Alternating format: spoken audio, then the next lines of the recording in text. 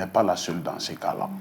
Alors, très bien, mesdames et messieurs, chers téléspectateurs, nous sommes dans l'émission Fait marquant qui retrace les faits macabres, les faits remarquables, notables, saillants de la société. Aujourd'hui, nous parlons d'une date très importante dans l'histoire du Mali, le 22 mars 91, et le cas de Badalabougou, les tueries de Badalabougou. Et sur ce plateau, nous avons monsieur Cheikh El Mokhtar Koné. Il est gestionnaire, consultant, témoin et acteur de mars 91. Il est avec nous sur ce plateau. Alors, que reprochait-on réellement au régime de Moussa Traoré?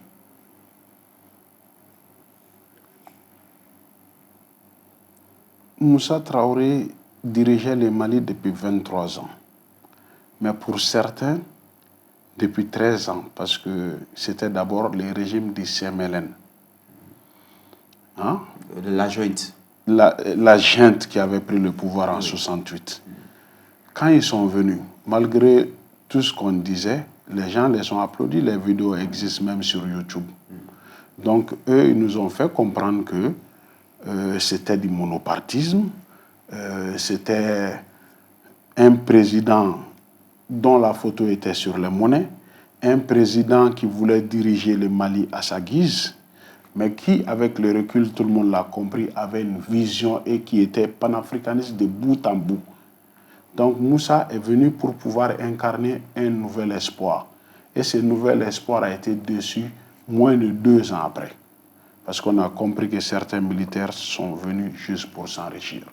Il y a de la documentation partout qui témoigne de ces faits-là. Et même des officiers qui ont écrit. Donc, à un moment donné, les militaires avaient fait des campagnes dans les espaces un peu partout, dans les universités, etc., pour expliquer ce qu'ils sont venus faire et pourquoi ils sont venus au pouvoir et qu'ils étaient prêts à céder le pouvoir. On a compris que c'était un leurre. Et à certains, ils ont dit, vous n'êtes pas obligés de nous croire.